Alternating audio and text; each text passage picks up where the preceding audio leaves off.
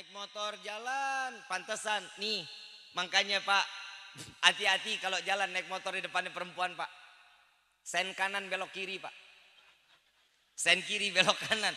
Jujur, kenapa dia nggak pernah lihat spion? Orang spion ke mukanya. Spion pada begini aja di depan perempuan tuh. Makanya perempuan itu diibaratkan hatinya itu bagaikan cermin. Kalau dilempar batu, cermin awal kita beli bagus nggak? Ngaca bagus nggak?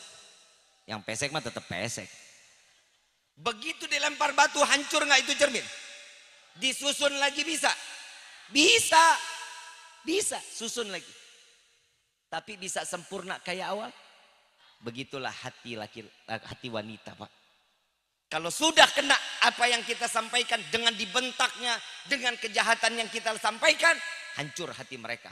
Memaafkan, perempuan paling bisa memaafkan seorang laki-laki. Tapi ingat, rasa sakitnya gak akan hilang sampai dia mati. Ini baru nih hari saya gembelain perempuan. Tapi cuma 2 menit sih, sisanya laki-laki yang saya menangin. Lah yang ceramah laki, coba yang diundang ustazah laki salah mulu Pak, bener gak? Ya sekarang gantian lo ngundangnya laki, yang perempuan salah mulu. Ibu bapak yang dirahmati oleh Allah, lihat peristiwa orang-orang saleh ngedidik anak-anaknya.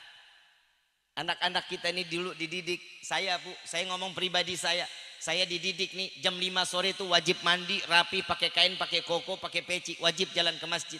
Anak sekarang jam berapa pulang ke rumah? Begitu azan maghrib masih di jalan tuh. Betul?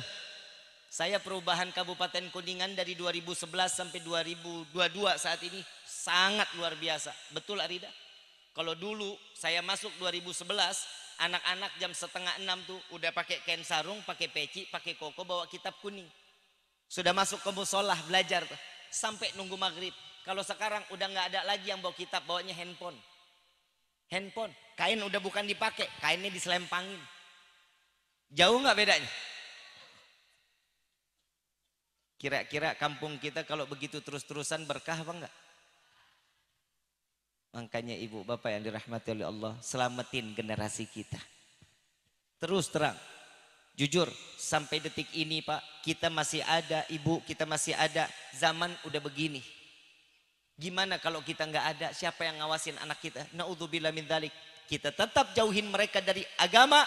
Ingat, anak, cucu, mungkin cicitnya kita akan yang ada pindah dari agamanya, murtad, tidak lagi beriman kepada Allah. Tanam agama, pondasikan keimanan kepada mereka agar mereka tahu betul mana yang hak, mana yang wajib, mana yang haram. Inilah yang harus ditanamkan pada generasi kita. Kita halnya orang-orang soleh, mereka ini orang-orang soleh yang ngebimbing setiap umatnya. Nabi Muhammad SAW diselamatkan. Al ulama waratsatul anbiya, ulama ini pewarisnya para anbiya. Nabi menitipkan para alim ulama untuk apa? Ini loh tangan-tangannya Nabi SAW dari masyriq ilal maghrib. Coba kita lihat sekarang ulama banyak luar biasa, betul? Yang maksiat? Yang maksiat tambah banyak. Betul? Yang salah siapa ini? Yang salah siapa? Yang salah siapa? Salahnya nacak ke diri kita sendiri. Ibadah kita udah benar apa belum? Orang tua bagaimana caranya ngebimbing anak-anaknya? Bu, Pak, kalau kita mau anak kita soleh, kita harus contohkan kesolehannya di depan anak-anak kita. Kita mau soleha, contohin ke anak-anak kita menjadi anak yang soleha. Bu, Pak, Bapak enak taklim, Ibu enak taklim, Bapak sholat di masjid 1 hari 5 waktu sholat di masjid. Anak kita ada yang lepas kerudung, membuka auratnya, pahala Bapak tidak akan dihitung di hadapan Allah. Wallahi, apapun yang Bapak jalankan, Ibu jalankan di dalam kehidupan, ada di rumah kita yang buka aurat sampai terlihat bukan yang mahramnya, 0 pahalanya, tidak akan ditulis oleh Allah. Saya ngomong begini, saya ngomong yang hak-hak aja udah pegel dah. Pegel udah, kalau apalagi udah semalam lewat syiarul Islam, la ilaha illallah, paha ayam jauh lebih mahal daripada paha perempuan. Lah betul, paha ayam udah berapa? Ada yang 24.000, ada yang 36, ada yang 48.000. Paha perempuan gratis. Habib kok tahu? Lah orang adanya di depan mobil saya. Dilihat dosa, nggak dilihat? Uh-uh.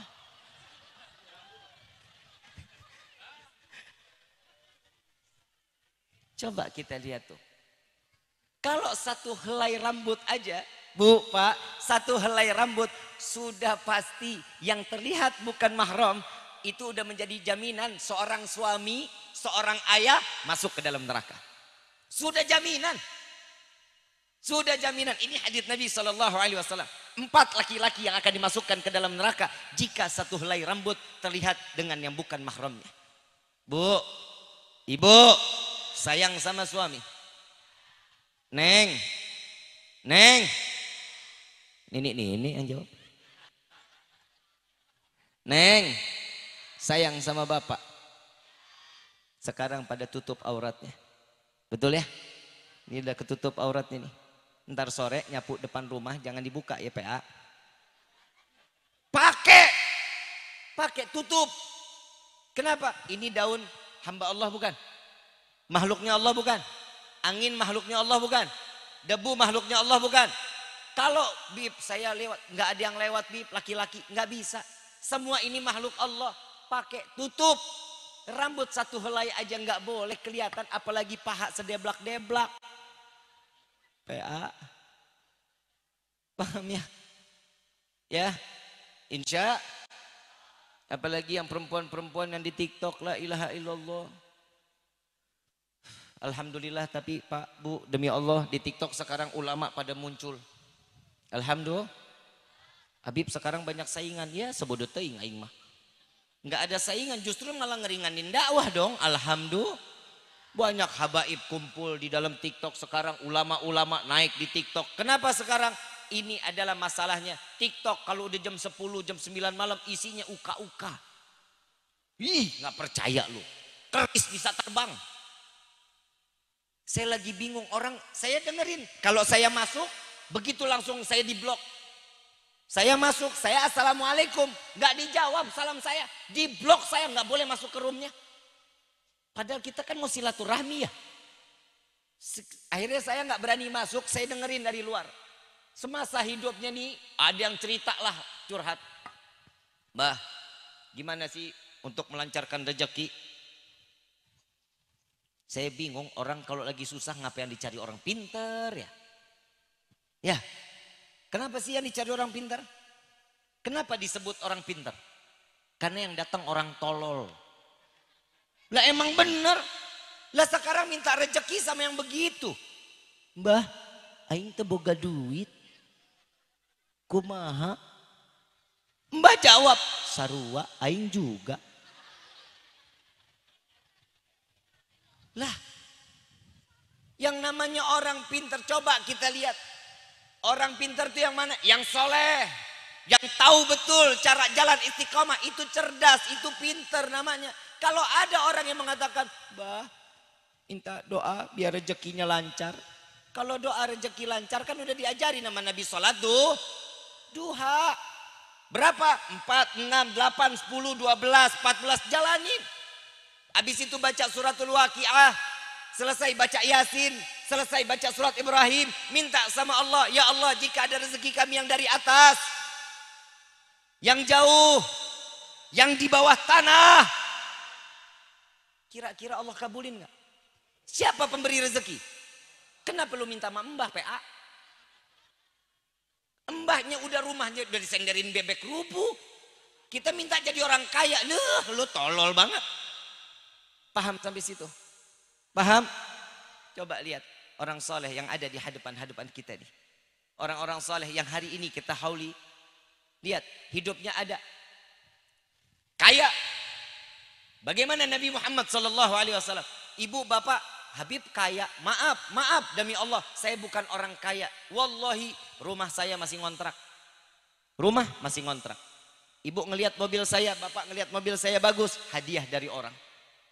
Mobil istri saya bagus. Bukan saya beli, hadiah juga dari orang. Apa yang saya pakai saat ini semua hadiah dari orang. Gak ada yang saya beli pribadi, gak ada sama sekali. Kecuali harta saya motor NMAX cicilan udah selesai. Nah, demi Allah. Itu tok. Semua bukan harta saya, ini hadiah dari orang. Cuman saat ini apa yang saya pakai, saya ingin menyampaikan ucapan terima kasih. Dia senang, oh barangnya dipakai. Nyenengin orang pahala nggak? Sekarang saya datang dari tadi, ibu bapak ketawa-ketawa, seneng nggak? Pahala kan aing. Masuk surganya dijorokin sama malaikat. Ibu bapak yang dirahmati oleh Allah, lihat Nabi Muhammad SAW. Ada kekayaan yang besar lewat Nabi. Yang nampak, tapi yang nggak nampak, hati Nabi begitu besar.